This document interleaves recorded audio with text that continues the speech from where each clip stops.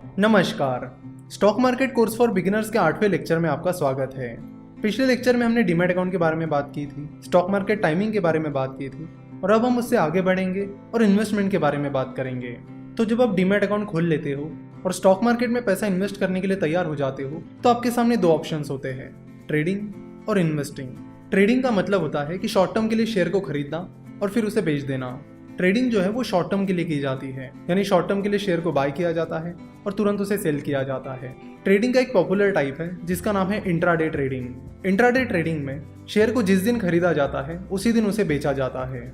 Stock market में आप देखोगे तो आपको बहुत सारे लोग ट्रेडिंग करते हुए दिखेंगे। तो ट्रेडिंग होती है शॉर्ट टर्म के लिए, वही इन्वेस्टिंग होती है लॉन्ग टर्म के लिए। यानी अगर आप आज शेयर खरीदते हो और उसे 1-2 साल बाद या 5-10 साल बाद बेचते हो तो वो हो गई इन्वेस्टिंग।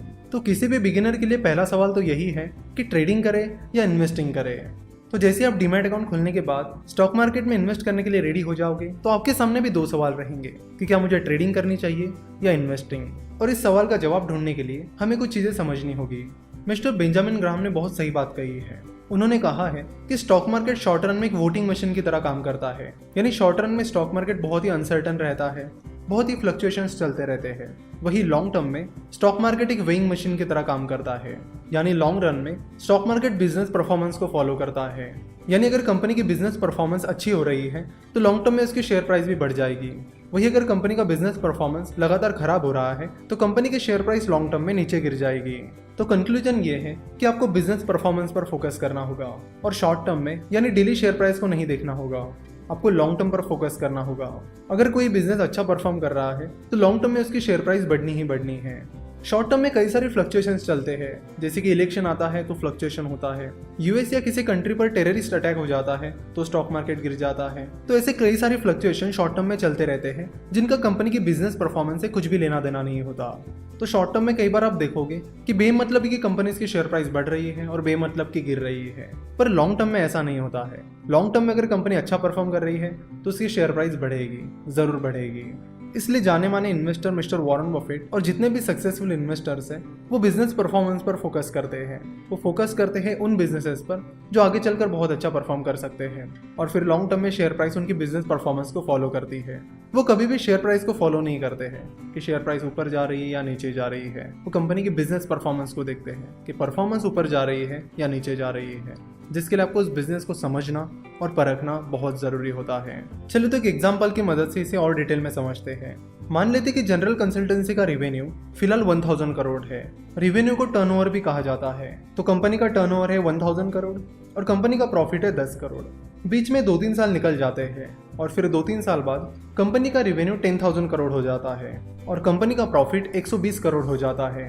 तो ऑब्वियस सी चीज है कि कंपनी का बिजनेस परफॉर्मेंस अच्छा होने की वजह से कंपनी का वैल्यूएशन भी बढ़ जाएगा और फिर कंपनी का बिजनेस परफॉर्मेंस अच्छा होने की वजह से कंपनी की शेयर प्राइस कंपनी के बिजनेस परफॉर्मेंस को फॉलो करेगी, जिससे जनरल कंसल्टेंसी के इन्वेस्टर्स को फायदा होगा। जाहिर सी बात है कि कंपनी का 10 करोड़ का प्रॉफिट 120 करोड़ होने में कंपनी को टाइम तो लगा है। तो 10 करोड़ का प्रॉफिट 120 करोड़ 1-2 दिन में या 1-2 महीने में तो नहीं होगा। कंपनी को परफॉर्म करने के लिए टाइम लगता है। तो अगर आप जनरल कंसल्टेंसी में एक दिन के लिए इन्वेस्ट करते हो यानी इंट्राडे ट्रेडिंग करते हो, जिसका मतलब है कि आज जनरल कंसल्टेंसी में इन्वेस्ट करके आज ही उसके शेयर बेच देते हो, तो उससे कुछ होने वाला नहीं है, क्योंकि कंपनी का बिजनेस परफॉर्मेंस एक दिन में बदलने वाला नहीं है। इसे और एक एग्जांपल की मदद से समझते हैं। हमने देखा था कि शुरुआती दौर में जनरल कंसल्टेंसी ने एक एंजल इन्वेस्टर से 2 करोड़ रुपए रेज किए थे। यानी उन्होंने एक एंजल इन्वेस्टर से 2 करोड़ की फंडिंग उठाई थी। ना अगर वो एंजल इन्वेस्टर जनरल कंसल्टेंसी में सुबह इन्वेस्ट करता और शाम को अपने पैसे निकाल लेता तो उससे ना जनरल कंसल्टेंसी को कुछ फायदा होता ना उस इन्वेस्टर को, क्योंकि उस चीज़ का कोई सेंस ही नहीं बनता। कंपनी पैसा उठाती है अपने बिजनेस को एक्सपांड करने के लिए, अच्छा परफॉर्म करने के लिए। सो अगर वो एंजल इन्वेस्टर कंपनी में सुबह पैसे डालता और शाम को निकाल देता तो कंपनी को उन पैसों का कुछ भी फायदा नहीं मिलता।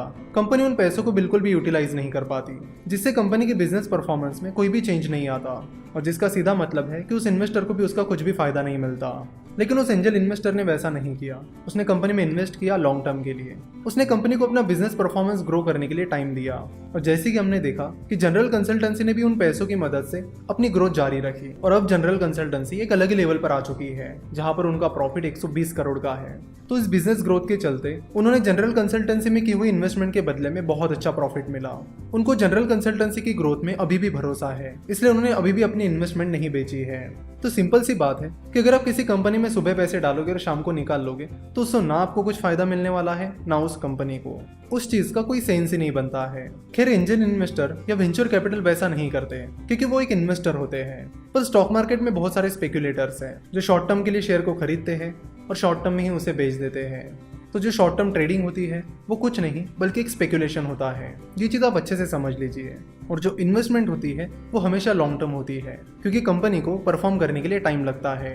तो अगर आप दुनिया के सारे उन लोगों की लिस्ट निकालोगे जिन्होंने स्टॉक मार्केट से पैसा कमाया है तो वो सारे इन्वेस्टर्स हैं जिन्होंने उन कंपनीज में इन्वेस्ट करके पैसा कमाया है जिनकी ग्रोथ पर उन्हें भरोसा था। उन्होंने शेयर्स को सुबह खरीद कर शाम को बेचकर पैसा नहीं कमाया है। तो फिर चाहे वो दुनिया के 3rd richest person mister Warren Buffett हो, दुनिया के 5th richest person mister Carlos Slim Helu हो या फिर और भी कोई सक्सेसफुल इन्वेस्टर हो, इन सब लोगों ने लॉन्ग टर्म इन्वेस्टमेंट करके पैसा कमाया है। तो एज एन इन्वेस्टर आपका काम है कि आपको ऐसी कंपनीज ढूंढनी है जिनकी बिजनेस परफॉर्मेंस फ्यूचर में अच्छी खासी ग्रो होगी।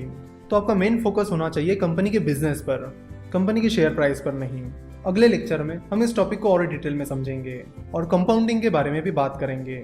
आशा करता हूँ कि आपको आज का ये लेक्चर पसंद आया होगा।